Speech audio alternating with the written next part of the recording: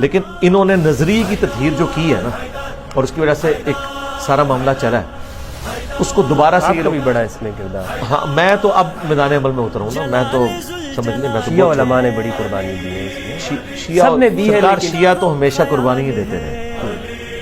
شیعہ ہمیشہ پیسے موڑ میں رہے، شیعہ کبھی بھی دہشت گردی کی طرف نہیں ہے. ہاں یہ بات ماننے والی ہے، لیکن یہ لوگ مجبور کر رہے ہیں، یہ مجبور کر رہے ہیں. لیکن میں آپ کو بتاؤں جتنی ان کی تربیت ہے نا، صدیوں کی پرسیکیوشن ہے، اور ان میں وہ جو سمع و طاعت کا نظام ہے نا، مرجے والا، جب تک وہاں مرجے سے فتویٰ نہیں نکلے گا نا، یہ لوگ کوئی دہشت گرد تنظیم نہیں بنائیں گے. شیعہ کا مسئلہ یہ ہے کہ ان کو ڈیویٹ ہونے سے بچانا بڑا آسان ہے. ان کا ایک بڑا اسی طرح ہے جیسے عبد القادر جیلانی قبر سے نکل آئے نا تو بریلویوں کی کیا حالت ہوگی، یا امام حنیفہ قبر سے نکل آئے تو دیوبندیوں کی کیا حالت ہوگی اور بریلویوں کی. وہ کہیں گے اب تو ہمیں کسی کے فتوے کی ضرورت نہیں.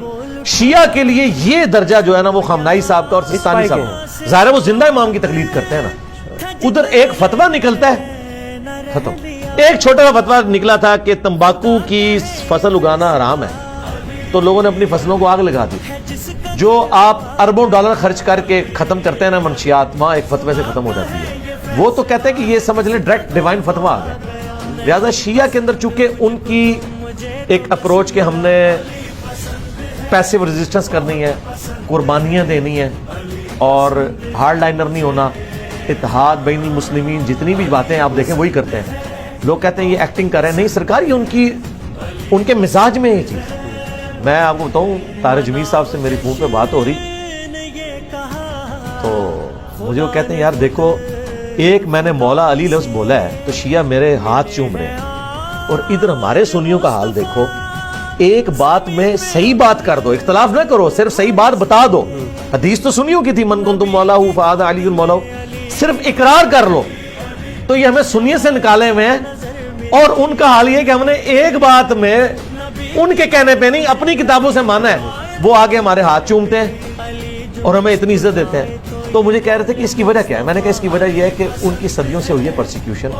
وہ پیسے موڑ گئے اور ان کو ڈوبتے کو تنکے کا سہارا ہے.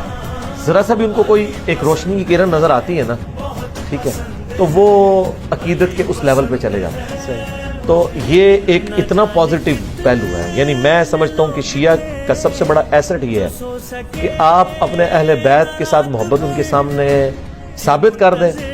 سرکار وہ اپنی جان بھی دینے کے لیے تیار ہے آپ کی. چاہے آپ یہ کہیں کہ مزار گرا دو، چاہے آپ کہیں یا علی مدد کہنا شرک ہے، وہ کہ نہیں مولا علی کا دفاع کر رہا ہے. دیکھ لیں آج بھی محرم کے دنوں میں سب سے زیادہ ویڈیوز میری شیئر ہو رہی ہوتی ہیں.